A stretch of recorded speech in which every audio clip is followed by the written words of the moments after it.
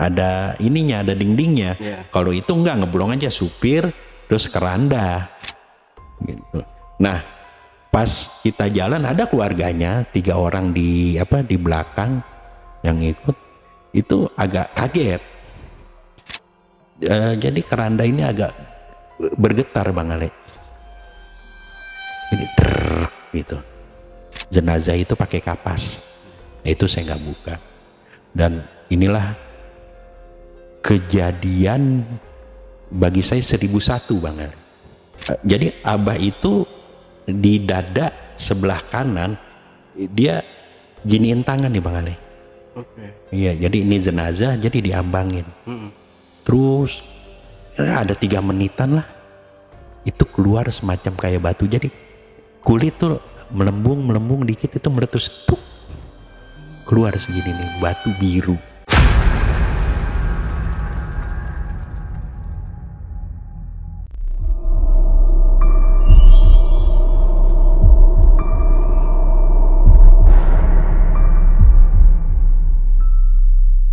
Assalamualaikum warahmatullahi wabarakatuh. Jumpa lagi dengan saya, Ale Jejak Backpacker. Tentunya dalam obrolan misteri Jejak Backpacker kali ini, di hadapan saya telah hadir seorang narasumber yang pernah mengalami kejadian mistis. Seperti apa kisahnya? Langsung aja kita sapa narasumbernya. Assalamualaikum. Waalaikumsalam Bang Ale. Bang Chandra. Iya. Ya Bang Chandra, udah lama nih kita nggak ketemu ya. Iya, udah berapa bulan ya? Udah setahunan kali. Setahunan nggak sih? Enggak ya, masih di tahun ini juga ya. Tapi tahun kemarin sih. Iya. Hampir setahun dong. Ya, hampir setahun ya. Oke Bang Chandra. Jadi kali ini Bang Chandra mau cerita tentang apa nih Bang? Iya, cerita ini sebenarnya sih bukannya nggak mau diceritain ya. Itu agak ngeganjel aja, makanya di channel-channelnya juga saya nggak angkat, baru saya udahlah untuk Bang Ale aja nih saya angkat gitu. Jadi ceritanya ya tentang profesi saya memandikan. Waktu itu memandikan ternyata masih keluarga ya di Pandeglang, masih ada hubungan famili walaupun jauh gitu. Saya memandikan dan saya ikut memakamkan di Pandeglang, dan itu intinya jenazah itu ada pemakainya Bang Ale. Pemakainya maksud? Almarhum itu saya nggak sebut nama ya, gitu. Memakai penglaris di badannya. Dan dia juga salah satu pengusaha daging sapi, penjual daging sapi. Dia terbesar tuh, ya deket lah nih, masih Jakarta Timur juga. Ininya tempat jagalnya. Itu Bang Ale. Oke, kalau gitu disimpan dulu aja. Siap. Ceritanya kita lanjut setelah ini Bang Chandra ya. Tapi sebelum Bang Chandra menceritakan pengalaman mistisnya lebih lanjut lagi, saksikan setelah OMG yang satu ini. Kopi Liong Bulan, nuansa legendaris di mana keunikan rasa dan aroma mengalir dari setiap biji kopi pilihan. Keistimewaan yang dipersembahkan bagi mereka yang menghargai cita rasa terbaik. Gurih dan aroma asli yang khas dibuat dengan sempurna. Kopi Liong Bulan, keajaiban dalam setiap aroma. Oke, Bang Chandra udah siap bercerita ya? Siap Bang Ale. Oke, kalau gitu silahkan Bang Chandra. Ya, awalnya malam tuh habis Isya ya Bang Ale. Gitu. Ini di luar rumah sakit nih. Jadinya dapat telepon untuk memandikan itu di lingkungan. Waktu itu di daerah Jakarta Selatan. Saya Jakarta Pusat ke Jakarta Selatan kan ada perbatasannya tuh, deket tuh. Nah, berangkatlah ke sana. Saya beserta supir ambulan kan, dia satu paket. Satu paket itu mulai dari memandikan, kain kafan, terus perlengkapannya sampai transportasi untuk memakamkan. Nah, setiba di sana ya sama keluarga kita inilah permisi ngobrol. Terus ada mereka sedang ngobrol ya, tapi pakai bahasa daerah dan saya paham bahasa daerah itu. Itu bahasa Sunda tapi logatnya saya paham. Oh, ini orang Pandeglang nih, saya bilang. Itu karena ibu saya kan orang sana juga. Dan saya fasih kan, bahasa Pandeglang tuh fasih. Nah, setelah itu saya ikut nimbrung, oh dari Pandeglang, iya ini, dan ternyata masih diurut. Saya bilang makamnya di mana? Di salah satu desa, dan desa itu berbatasan dengan desa almarhum ibu saya tuh. Jadi ini desanya pokoknya samping-sampingan gitu, tapi masih satu kecamatan. Udah ngobrol-ngobrol, telepon yang di kampung bahwa yang mandiin orang Pandeglang juga, dan ternyata memang banyak yang kenal saya di sana kan, karena saya sering bolak-balik Jakarta Pandeglang, sampai sekarang juga bolak-balik Jakarta Pandeglang. Nah setelah itu ini rencana mau dimakamkan kapan, berangkat kapan, kan itu habis sisa bangsa jam 8 lah, kira-kira jam 8. Dia bilang ya selesainya Pak gitu kita berangkat. Ya udah, di situ saya prepare persiapan, mulai ngeset bak mandi, ya, terus gelar kain kafan. Di situ nggak ada keanehan. Setelah itu saya memandikan, setelah itu saya kafankan, disolatkan, berangkat kami. Itu lewat tol Jakarta Merak ya. Pas di Cikupa itu masuk jam 11 lah, kita berangkat jam 10. Pas masuk daerah Cikupa tuh tol, jadi di belakang kalau apa namanya mobil EVV itu kan nggak ada alingannya Bang Ale ya, ya kan nggak seperti L300 ambulan kan ada apa namanya, ada ininya, ada dindingnya. Kalau itu nggak, ngeblong aja supir terus keranda gitu. Nah pas kita jalan ada keluarganya 3 orang di belakang yang ikut, itu agak kaget. Jadi keranda ini agak bergetar Bang Ale, ini gitu. Nah setelah itu teriak kan yang di belakang, ada wanita satu, ini kenapa nih, ini kenapa gitu. Saya bilang nggak apa-apa, mungkin getaran apa namanya jalanan segala macam gitu. Nah nggak lama supir nih, kawan saya juga, supir, Chan coba lihat ada kaca spion apa yang buat apa tuh di atasnya tuh Bang Ale, coba lihat ke atas. Terus saya bilang oh nggak ada apa-apa. Ada Chan, ternyata dari penglihatan supir itu almarhum itu duduk di atas keranda, tapi saya nggak ngeliat. Bener Chan ada. Wah saya bilang halu nih orang nggak ada. Udah fokus aja, saya bilang ke depan fokus. Namanya di tol kan lagi kencengan, kalau nggak fokus kita takutnya kecelakaan Bang Ale, ya kan. Nah setelah itu jalan kira-kira berapa kilo, ini yang wanita kan ada 2 laki-laki 1 wanita nih, keluarga itu pingsan. Pingsan, akhirnya kami menepi kan, terus ada lagi mobil keluarga tuh 4 menepi juga. Kenapa pingsan itu dipindahkan tuh dari ambulan ke mobil keluarga, dan itu belum cerita dia pingsannya melihat apa, terus mengalami apa tuh belum cerita. Singkat cerita, jalan saya terus keluar Serang Timur tuh. Keluar Serang Timur, ambil kanan tuh Patung, ambil arah Pandeglang ya. Itu nggak ada apa-apa Bang Ale.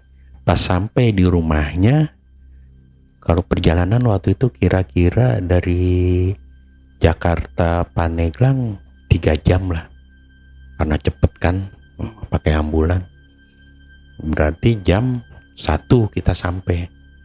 Itu nggak langsung dimakamkan, rencana makamkan pagi Bang Ale.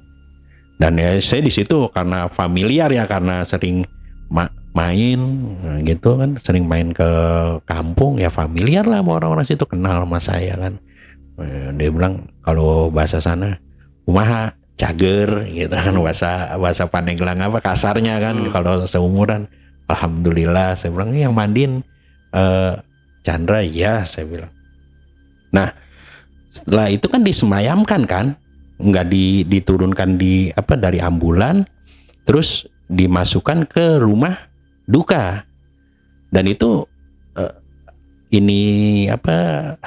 tutup keranda itu diangkat makanya. Jadi itu udah rapi, pocongan itu udah rapi, udah dibungkus tikar juga, jadi masih di keranda, tapi tutup kerandanya dibuka. Dan itu ditutup lagi sama kain batik tuh. Dilala, saya ngobrol di depan kira-kira jam 2-an lah, saya lagi ngopi ngerokok sama warga. Ada yang teriak di dalam. Dan memang mayat itu agak bergetar Bang Ale. Situ agak kisruh juga. Saya bilang, kenapa? Tolong Pak periksa lagi. Kata keluarga kan, tolong periksa lagi, kemungkinan masih hidup. Saya gini Bang Ale, ketika mau memandikan jenazah, kalau belum 2 jam saya nggak mau mandiin. Takutnya ada elektromagnetik di otaknya itu belum hilang, dia nyambung lagi. Tapi ini meninggalnya dia pada waktu itu sebelum maghrib, jadi dimandikan jam 8, pas lah 2 jam lebih. Nggak mungkin dia mati suri, nggak mungkin, tapi itu bergetar memang. Nah datanglah sesepuh itu, saya nyebutnya Abah, ada namanya tapi saya nyebutnya Abah, datang ke situ. Bisa nggak nih Chan ini dibuka lagi kalau bahasa sininya? Maksudnya Bah, ini pocongannya dibuka lagi. Saya bilang kan udah rapi ya. Tolonglah ini dibuka lagi. Nah Abah ini masih ibaratnya apa ya, masih pamannya almarhum. Bisa nggak dibuka lagi? Ya bisa, saya bilang, tapi nanti dibuka semua atau dibuka gitu aja gitu kan. Nah, dibuka gitu aja, yang penting ininya kelihatan dan kemaluannya jangan kelihatan. Saya bilang harus pakai penutup Pak, Abah harus pakai penutup supaya yang bukan mahramnya jangan ngelihat. Itu ya kan aib juga kan. Nah itu ditutup lah oleh spray gitu, dan hanya khusus keluarga terdekat di situ termasuk saya. Saya buka dari mulai tikernya, pocongannya semua saya buka, saya gitu aja. Tapi kemaluannya tetap ya, saya kan bikin celana jenazah itu pakai kapas. Nah, itu saya nggak buka. Dan inilah kejadian bagi saya 1001 Bang Ale. 1001 saya alamin, dan seumur hidup saya baru sekali. Jadi Abah itu di dada sebelah kanan dia giniin tangan nih Bang Ale. Iya, jadi ini jenazah, jadi diambangin. Terus ada 3 menitan lah, itu keluar semacam kayak batu. Jadi kulit tuh melembung dikit, itu meletus, tuk, keluar segini nih batu biru. Saya bilang, ya kalau misalkan ditempelin gitu di jenazah, tahu-tahu ada batu sulap itu. Terus saya bilang, wah ini bukan sulap nih, karena kita ngelihat keluarnya sendiri, kita ngelihat itu di situ kira-kira ada 7 orang lah keluarga termasuk saya yang memandikan. Nah setelah itu udah dibungkus lagi Chan. Ada saya bungkus lagi kan, tapi saya masih agak heran kan dengan melihat fenomena itu kan. Akhirnya saya bertanya sama Abah tersebut, ngobrol, Mbak kumaha gitu, ini gimana gitu, kok bisa begitu? Sampai bilang, ya inilah yang dinamakan susuk untuk penglaris. Tuh. Terus saya bilang lagi, ini kerjasamanya gimana nih? Dia bilang tetap Chan sama jin. Dia Abah itu punya pesantren di kampung saya juga kan. Nah, itu tetap aja sama jin. Terus sama kayak kita ngumpul gitu, nih siapa yang mau pegang batunya? Yang nggak ada yang mau kan. Saya bilang, cuman batunya bagus biru Bang Ale. Ya udah coba saya yang saya yang pegang gitu. Ya udah kalau mau mah gitu. Saya nggak punya perasaan apa-apa itu. Dan paginya dimakamkan kan. Setelah dimakamkan selesai, kita pulang tuh. Nah, supir ini bilang pas kita pulang tuh, malam-malam kampung lo ekstrim juga katanya. Kenapa? Ada sinar lewat gitu. Itu kali yang dinamakan sinar santet ya di Banten. Saya bilang nggak begitu juga. Lo halu aja lo gitu. Enggak Chan, bener saya ngelihat gitu. Dan melihat almarhum ini bolak-balik, dia bilang. Kita kan tidur di teras. Kalau di dalam kan banyak pelayat atau keluarga gitu, kita tiduran tuh di teras. Saya bilang halu. nggak mungkin lah mau gitu kan. Ya pasti ada jin korin tapi nggak sesering itu kan, saya bilang. Udah saya jalan lah pulang. Selesai jalan pulang, saya sampai rumah, kumpul lah sama anak istri. Saya bilang gini, ini dapat batu nih. Tapi saya nggak bilang batu itu timbulnya dari mana, dapatnya dari mana. Saya udah batu bagus nih, kata istri. Wah, ini mah ada yang bilang blue sapphire, bukan king sapphire, bukan blue sapphire mahal ya. Ada yang bilang king sapphire apa segala macam. Akhirnya keesokan harinya itu istri saya bikin iketannya Bang Ale dari perak tuh di pasar. Dipakailah oleh dia. Nah di situ Bang Ale, pas malamnya, ini saya posisi tidur ya. Istri saya di samping saya, itu di kamar saya di atasnya ada jendela. Itu terbuka tertutup sendiri. Perasaan istri saya itu dikunci Bang Ale.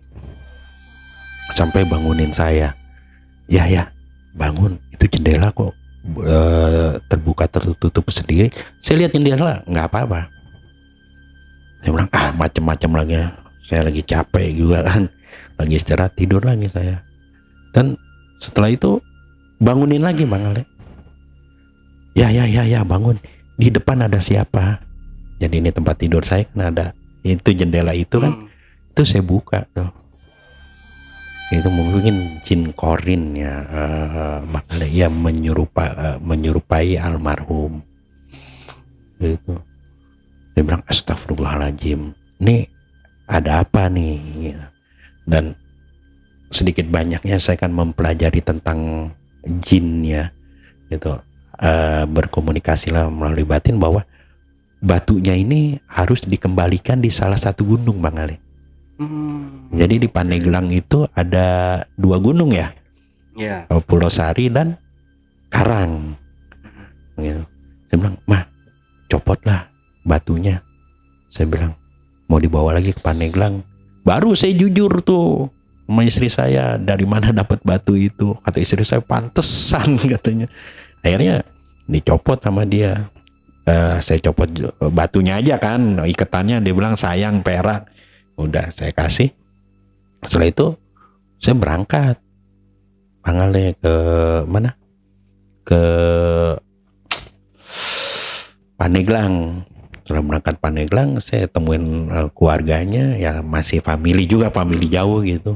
Ceritalah saya, memang dapatnya dari mana gitu. Dan ada adiknya, dia bilang dia dulu naik gunung Karang itu untuk dapat batu itu, dan itu dapatnya di daerah desa Pasir Angin.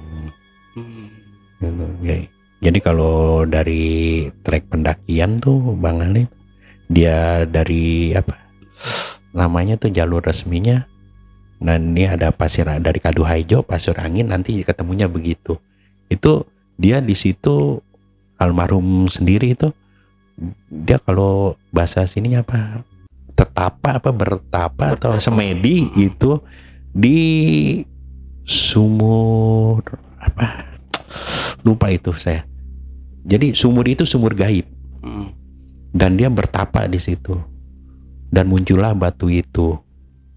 Nah setelah muncul batu itu, pulang cerita adiknya ya, muncul batu itu dan disimpan, batu itu tiba-tiba hilang.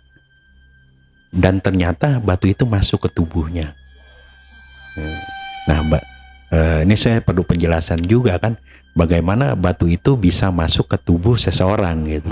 Jadi benda itu misalkan santet masuk ke paku beling gitu ke tubuh manusia, benda itu dimasukkan dulu ke dimensi jin baru bisa tembus ke manusia. Kalau nggak masuk ke dimensi jin nggak bisa akan tembus dia.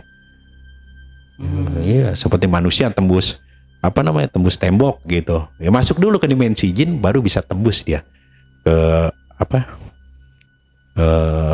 ke tembok. Nah, setelah itu saya bilang, oh begitu ceritanya, iya. Dan ternyata niatnya dia di sana, kan segala sesuatu itu berdasarkan niat ya Bang Ale. Niatnya itu dia memang cari jimat atau sesuatu untuk penglaris, gitu, untuk usahanya, gitu.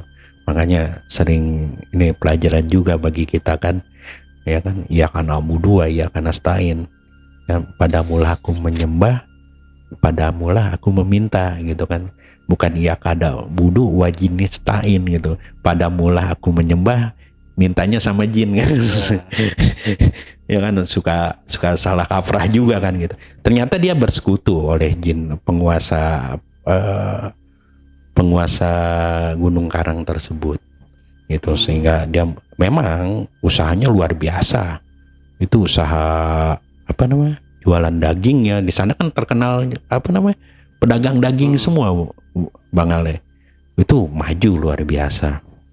Tapi yang jadi perhatian saya cerita-cerita adiknya, anaknya, bahwa bapaknya ini setiap malam Jumat itu pasti dia bikin kopi pahit, kopi manis, susu, air putih, rokok, terus sama cemilan. Itu pasti tuh setelah habis sholat maghrib sampai isya dia nggak keluar di suatu ruangan. Dan ternyata makanannya itu makanan permintaan jin yang memberikan jimat penglaris sama dia. Itu lama tuh Bang Ale. Dia usaha hampir 25 tahun lebih lah gitu. Lama batu itu tertanam. Dan memang bukannya membantu itu kayaknya gimana ya?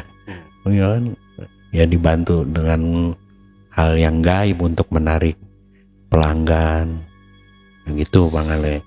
Nah setelah itu jadi gimana nih kita balikan nggak ke ke Gunung Karang ini, batunya ini?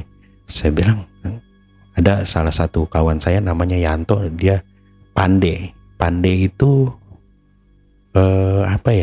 kalau di pandai besi, pembuat golok gitu. Dia bilang, coba aja kuburin di pusaranya dia. Kuburin di pusaranya dia. Dikubur mungkin bisa netralisir itu. Kita kuburin tuh. Terus siang-siang kita kuburin. Karena saya kan kalau ke Pandeglang tuh pasti nginep kan. Kangen sama kawan-kawan di kampung. Ya, udahlah kami begadang gitu, ngerokok, ngopi dan tidur. Dan subuhnya ketika kami mau sholat subuh itu batu itu ada tuh di tengah-tengah kami. Ya, saya bilang ini pengalaman saya 1001 ya. Itu mulai dari pengangkatan batu itu dari tubuh sampai batu itu balik lagi. Dan paginya habis sholat subuh kita cek ke makamnya, makam. Jadi ini jalanan ini letter T gitu, sebelah sini lapangan bola, ini makam, ini kami nih gitu. Jadi beda desa gimana sih, perbatasan gitu. Jadi kita ke sana dan tempat yang terkubur itu batu terkubur itu bolong, bener ada bolongnya, batu itu keluar. Saya bilang, aduh, ini mah benar-benar harus dibalikan ke Gunung Karang. Akhirnya siang itu kita naik ke gunung lewat Kaduhejo, terus Salam, terus sampai ke Pasir Angin tuh. Itu nama sumurnya dijelasin sama dia. Sumurnya itu ada darah-darahnya itu tuh. Itu jadi kalau orang mau penglaris, orang mau kesaktian, bertemu dengan sumur itu dan dia semedi di situ, itu bakalan terkabul keinginannya. Itu cerita urban legendnya begitu. Bang Ale. Ya akhirnya kami ke sana dan batu itu sama adiknya juga ya. Dia semedi di mana di situ, kita tanam di situ, tuh habis tuh Bang Ale. Itu nggak ada apa-apa lagi sebenarnya kami pulang. Gitu. Dan mungkin ini pelajaran ya bagi saya bahwa ketika kita memulai usaha jangan bekerja sama dengan jin. Dan akhirnya juga ketika dia meninggal, seharusnya kan ketika usaha itu diteruskan dengan anaknya malah lebih maju karena anaknya ini ambruk. Itu semenjak almarhum meninggal dan batunya dipulangin ke Gunung Karang, itu meninggal Bang. Usahanya ambruk. Sampai sekarang nggak ada yang terusin lagi usaha ada pedagang daging itu Bang. Ya agak berat saya menceritakan ini kan karena di kampung sendiri saya. Tadinya ya udah saya gas lah buat Bang Ale di sini. Nah setelah itu kan ini berarti udah nggak ada lagi nih si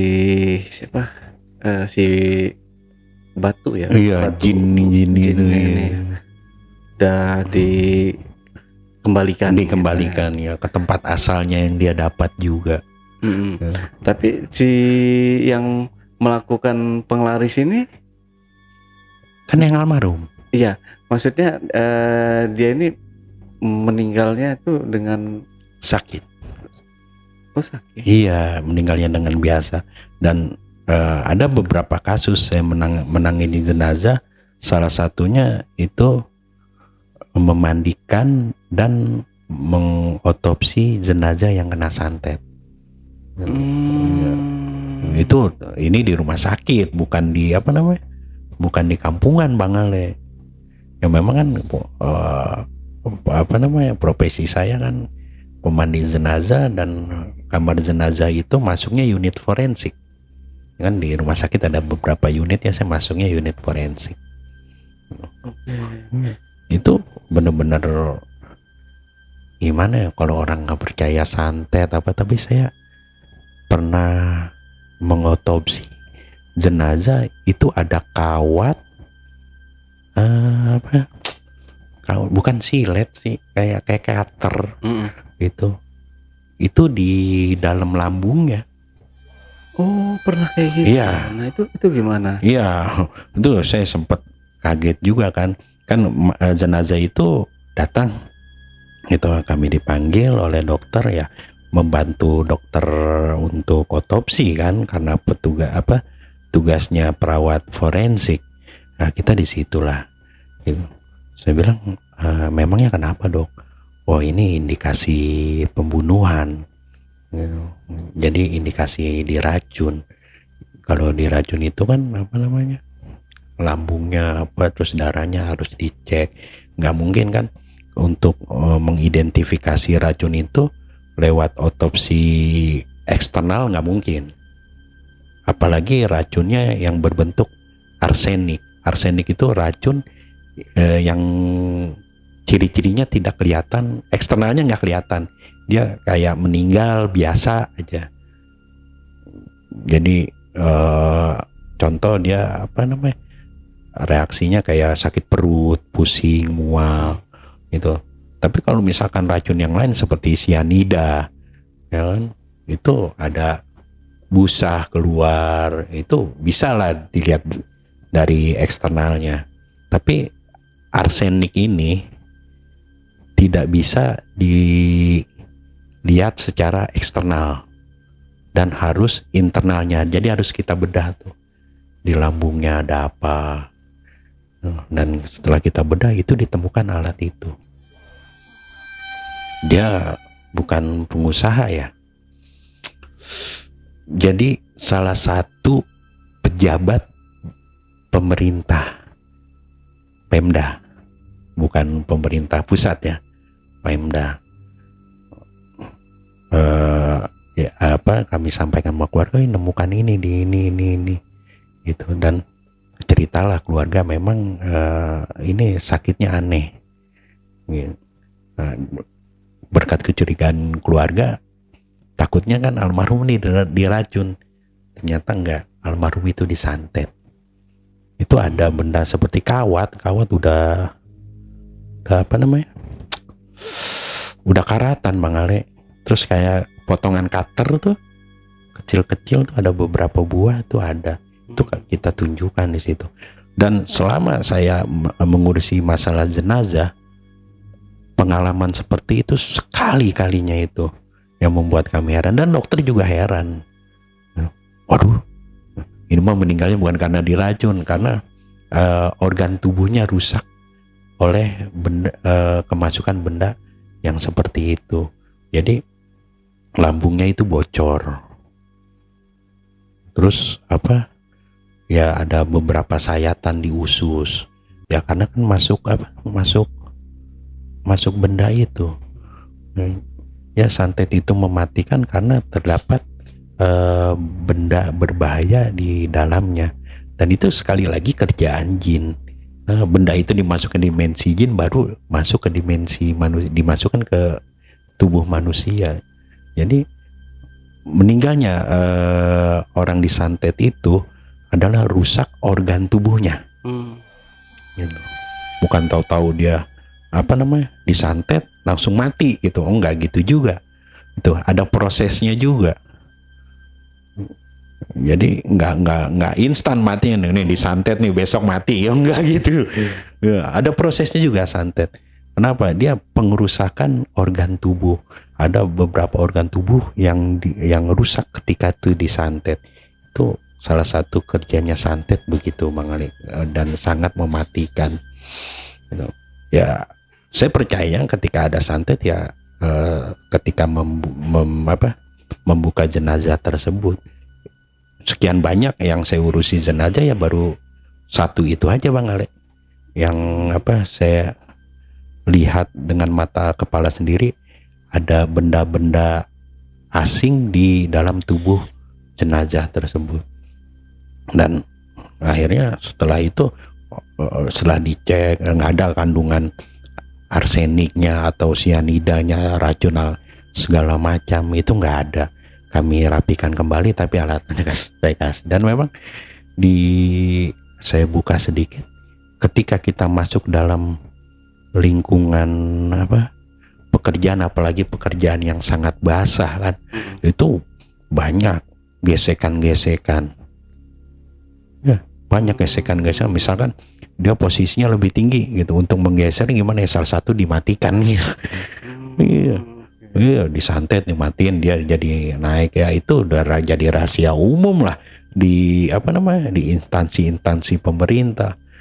Nah, itulah manusia kadang-kadang juga kan lebih kejam daripada setan, lebih kejam daripada hantu ketika sudah akal sehatnya hilang. Ya banyak Bang Ale yang saya tangani, cuman tidak ada kasus yang seperti yang saya ceritakan pertama, keluar dari dadanya batu dan terdapat benda-benda aneh di dalam tubuh jenazah. Itu sangat sangat membingungkan bagi saya. Tapi berkat dari situ saya pelajari dengan guru-guru agama saya, dan dapat pemahaman bahwa seperti itu, bahwa dimasukkan dulu ke dimensi jin baru bisa masuk ke tubuh manusia. Ketika tidak dimasukkan ke dimensi jin, kalau diginin sakit manusia. Itu nggak berasa Bang Ale masuk. Ya seperti contoh, ada lagi manusia bisa masuk ke dimensi jin. Ini salah satu contoh ya. Ketika saya mau memandikan Bang Ale, itu korban kecelakaan 3.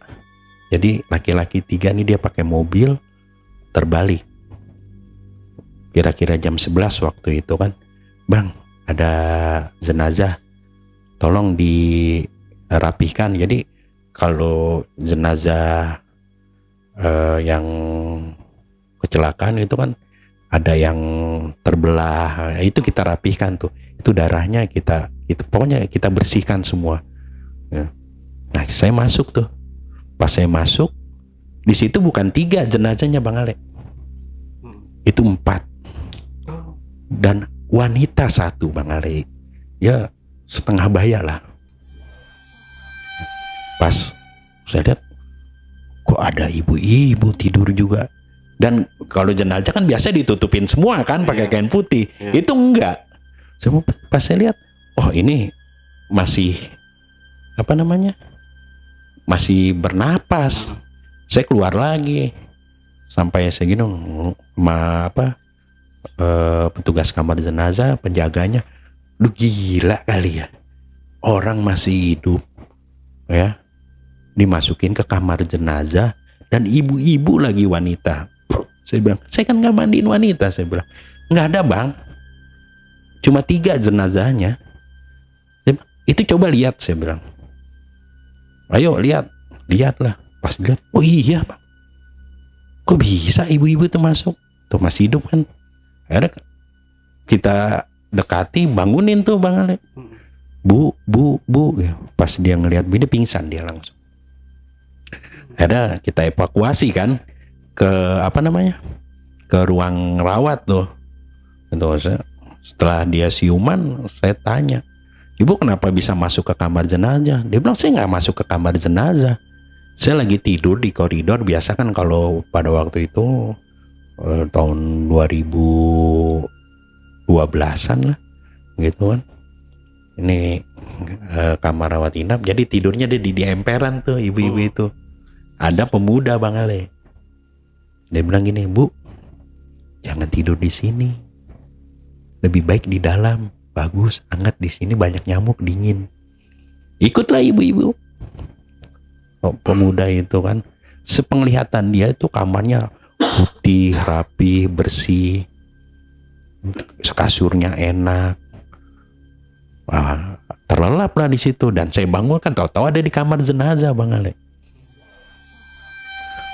Saya bilang, waduh, macam-macam aja. Akhirnya iseng kan saya, ibu masih ingat nggak wajah yang pemuda yang nyuruh ibu pindah? Saya bilang, masih. Akhirnya saya connect ke jenazah 3 tersebut Bang Ale. Ya saya bilang, jangan-jangan ini nih jinnya, iseng jin korinnya. Saya bilang, ibu berani nggak Bu kalau lihat jenazah yang 3 itu? Berani. Saya bilang, wah nih mentalnya udah bagus nih, ya kan, udah minum air teh manis gitu kan, kami berikan perawatan kan. Ada balik lagi tuh ke situ tuh, balik lagi ke situ. Saya buka pertama, kedua, ibu itu pingsan lagi. Ternyata jin yang menyerupai jenazah kedua itu yang mengajak ibu itu masuk ke kamar. Iya. Akhirnya ibu evakuasi lagi. Wah, itu ngerepotin, daripada saya ngikutin lagi, lebih baik saya mengurus jenazah. Akhirnya di situ sempat heboh juga kan keluarga. Akhirnya saya minta izin, Bu, Bapak, Ibu, mohon maaf, saya mau ngurusin jenazah atau mau memandikan, mau merafikan. Kalau ada dari pihak keluarga yang mau ikut, dipersilahkan. Dan kebanyakan Bang Ale, ketika jenazah itu sudah hancur dan korban kecelakaan, keluarganya jarang ada yang mau ikut Bang Ale. Karena nggak tega mungkin, karena serem gitu. Dan akhirnya saya berdua tuh, saya memandikan 3 korban tersebut sama asisten saya. Dan saya pas mandiin, saya berpikir, saya ngeliatin tuh sekeliling kamar jenazah tempat saya kerja. Ini ibu-ibu masuknya dari mana? Kan dikunci depan, dan ventilasi nggak ada karena AC. Nah, baru saya ketemu jawaban bahwa ibu itu masuk dulu ke dimensi jin, baru dia bisa tembus ke kamar jenazah tersebut. Itu ya lucu juga kan bagi saya kan. Ya, banyak lah di kamar, kalau di rumah sakit gitu tentang kejadian-kejadian Yang aneh-aneh ya banyak, tapi tipis-tipis. Ya, seperti saya disangka setan pernah, Bang Ale. Ya, iya saya disangka makhluk halus. Gimana tuh? Iya, saya kan kalau kerja gitu memandikan itu saya siapin ini kayak semacam benda gitu, kayak sikat gitu. Kalau ada dulu ya, karena masih di bawah kamar jenazahnya, itu suka saya sambit tuh, Bang Ale. Kebetulan malam itu ada binatang, itu saya sambit tuh. Kenal lah di lemari jenazah tuh. Itu teriak, ada yang teriak, ibu-ibu di depan kamar jenazah. Jadi ini pintu, ibu-ibu teriak di situ. Wah gitu. Nah, saya kaget kan. Pas saya kaget, saya keluar tuh, buru-buru keluar kamar jenazah kan. Saya buka pintu, saya nongol kepala saya bilang, ada apa Bu? Lari Bang Ale. Saya disangkain setan keluar dari kamar jenazah. Dan saya itu nggak sadar. Pas sadarnya ada security yang mengurus itu kan kaget semua kan. Dia bilang, emang kenapa Bang? Ya sih jelasin begitu. Abang sih nggak kira-kira. Abang keluarnya dari mana? Oh iya dari kamar jenazah. Gue disangkain setan jadinya. Aneh-aneh kejadian di kamar jenazah. Ya kalau di lingkungan ya aneh ya beberapa lah, ada kejadian mistis selama 30 tahun. 30 tahun ya kebanyakan saya mengalami itu di yang janggal-janggal di kamar jenazah Bang Ale. Sampai saat ini pun kan, ini sekarang lagi off nih, jadi bisa main ke sini nih ke Bang Ale cerita. Itu Bang Ale, itu sekelumit pengalaman profesi saya. Itu nggak banyak Bang Ale yang untuk bisnis-bisnisnya. Tapi kalau kayak orang minta misalkan pernah nggak sih nemuin orang yang minta sama Bang Chandra untuk penglaris atau untuk jimat atau apa gitu mengenai tubuh si jenazah ini, kayak misalkan rambutnya gitu, saya butuh rambut jenazah ini untuk dijadikan penglaris atau segala macam. Ya ada di salah satu suku ya, saya nggak sebut suku mana, itu minta bulu kemaluan Bang Ale. Bukan rambut ini ya, rambut kemaluan ya, tapi saya tolak, saya nggak mau begitu Bang Ale. Itu ada fenomena gitu, ada itu dia buat apa namanya? Ya semacam penglaris apa gitu, semacam dipakai buat jimat. Itu ada, fenomena itu ada. Dan kayak tali pocong kan pada video waktu itu yang saya celio, pocong saya hilang, padahal kan pocong itu belum dikubur Bang Ale. Kan harusnya dikubur dulu, digali baru diambil. Ini tali pocong baru. Bikin aja. Saya bilang kalau mau tali pocong ribuan Bu, saya bikinin Bu. Itu ada, bukan rambut tapi bulu kemaluan. Itu ada beberapa kali ya. Selama saya menangani jenazah antara 2 kali 3 kali tuh yang minta itu, tapi tetap saya tolak. Saya nggak tega gitu, nggak masuklah ke dalam hati saya untuk melakukan hal seperti itu. Tapi rata-rata jenazah itu kayak jenazah pembunuhan atau apa kayak gitu, biasanya mereka setelah otopsi baru dikirim ke kamar jenazah ya. Jadi enggak dikirim ke kamar jenazah. Ini kamar jenazah kan unit forensik. Itu ada ruangan khusus untuk otopsi. Okay. Jadi samping-sampingnya. Iya, kasus kejadian tuh saya sama perias jenazah agak ngambek juga tuh Angel tuh. Perias jenazah. Kenapa? Ada korban itu ibu-ibu itu dibeset perutnya oleh suaminya tuh. Entah itu urusan keluarga tuh kan ya.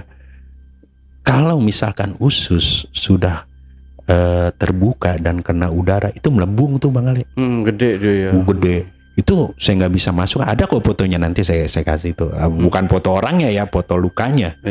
Gitu. Itu saya jahit gitu tuh. Saya mau masukin itu nggak bisa ususnya Bang Ale. Akhirnya saya tutup aja pakai perban. Saya kirim untuk dirias karena dia non muslim kan. Untuk dirias, pas petugas periasnya, wah kurang ajar anak jin, katanya Om Chandra kurang ajar, harusnya dirapikan. Terus saya bilang, gimana mau merapikan? Ini nggak bisa. Kalau misalkan dia dia itu ususnya itu pecah, oh itu acak-acakan, udah susah. Udah saya bilang tinggal rias aja. Akhirnya dia rias tuh, dan dia rias, dia teriak lagi, om, coba lihat Om Jin, coba lihat. Dan memang tuh jenazah itu mengeluarkan air mata tuh Bang Ale itu.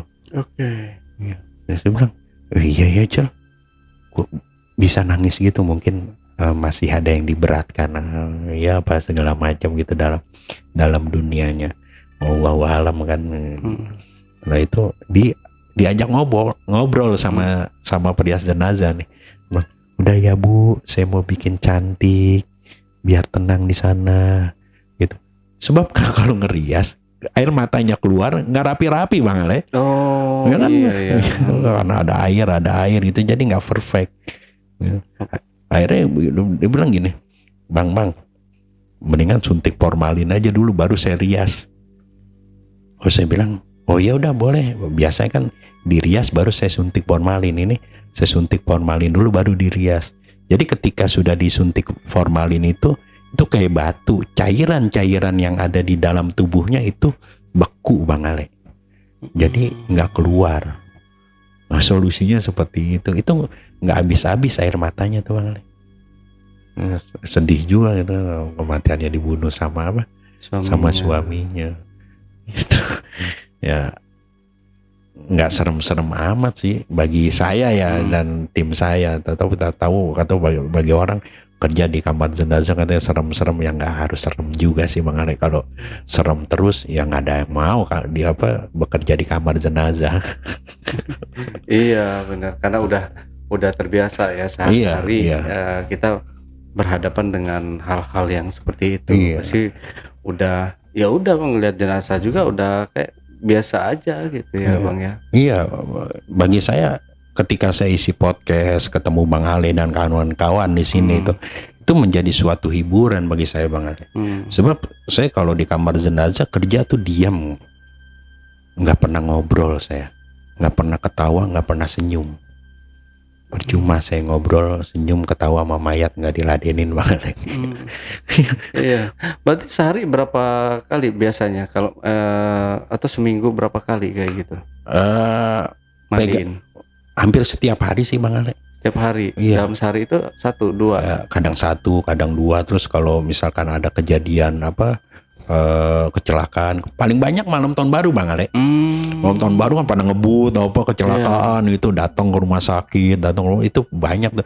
Saya pernah memandikan jenazah di malam tahun baru ya. Itu dari jam 8 malam sampai jam 12 pagi.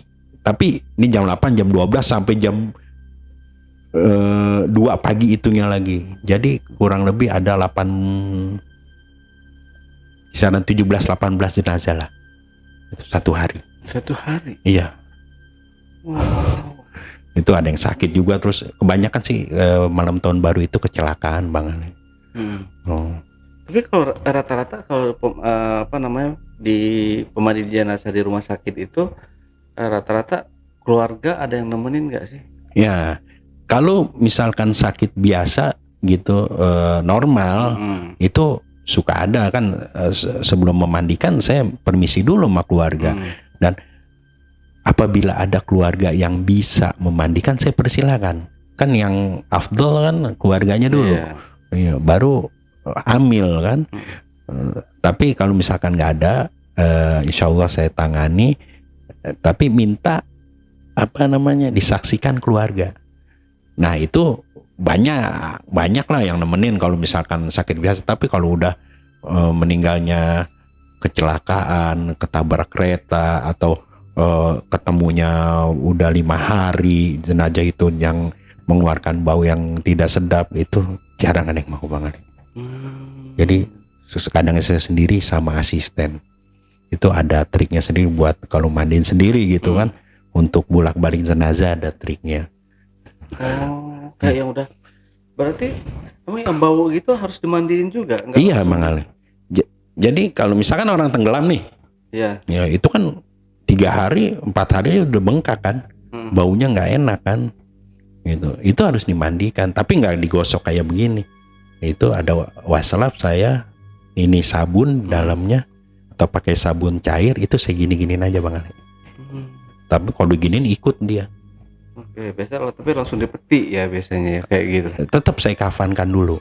Oke, tapi dimasukin ke peti lagi atau gimana sih kalau gini? Kalau misalkan di kuburnya dekat gitu, misalkan masih daerah Jabotabek, itu nggak pakai peti Bang Ale. Oh. Itu ada triknya bagaimana supaya jenazah itu kalau misalkan dia lama diketemukan atau tenggelam itu mengeluarkan cairan Bang Ale. Dan cairan itu yang bahaya ketika kena kulit kita itu kita bisa terinfeksi. Oh. Kita bisa borok Bu. Nah, itu ada triknya. Jadi tahu pampers yang kayak perlak tuh yang panjang. Itu saya pakai itu sekujur tubuhnya sehingga cairan tubuhnya tidak rembes ke kain kafan dan ya tidak menyeramkan dah bagi yang melayat keluarganya, sehingga jenazah itu pocongannya itu sempurna. Ngangkat-ngangkatnya juga kan gagelin dan baunya juga sedikit ternetralisir, tapi bau tetap. Malah saya ini juga hidung saya kan dikutuk. udah nggak bisa ini lagi mencium bau apapun itu udah sama aja ya. Kecuali bau durian muntah saya. Oh, nggak suka durian? Nggak. Bau durian muntah kok, mendingan bau mayat busuk saya. Itu makanan ternikmat di dunia, buah ternikmat. Wah, bagi saya pokoknya ada ini durian nih di pinggir jalan, saya lupa nahan napas muntah saya. Tapi ketika angkat jenazah yang sudah misalkan 10 hari dikubur, saya angkat ke atas begini, ini kan ya adalah binatang-binatang kayak belatung gitu. Itu baunya luar biasa, nggak muntah saya. Paling pakai masker doang kan, nggak muntah. Gitu. Bang Chandra ya, begitu banyak pengalaman Bang Chandra ya selama menjadi pemandi jenazah ya. Tapi kalau kita kulik satu-satu ini nggak bakal kelar. Jadi ambil hikmahnya aja, ambil yang baik-baiknya aja dari cerita yang diceritakan oleh Bang Chandra ini. Terakhir mungkin Bang Chandra ada yang perlu ditambahkan atau pesan-pesannya ke penonton, silahkan. Ya, pesan-pesan pada penonton selalu ingat kepada Tuhan Allah dan selalu ingat dengan kematian, karena kalau kita ingat kematian pasti ibadah kita akan benar. Gitu aja Bang Ale. Oke, JPKers, itu tadi obrolan misteri jejak backpacker bersama narasumber kita Bang Chandra. Jangan lupa untuk selalu support channel YouTube Jejak Backpacker dan channel YouTube Ale Jejak Backpacker. Buat teman-teman juga yang punya pengalaman menarik dan ingin bercerita langsung di studio Jejak Backpacker, teman-teman dapat menghubungi admin melalui nomor WhatsApp di 0858 47683 atau di 0852 1234 5683. Dan buat teman-teman juga yang mungkin berada di luar kota dengan jarak menuju ke studio Jejak Backpacker ini kejauhan, teman-teman juga dapat mengirimkan cerita menarik kalian melalui email di admin@jejakbackpacker.id.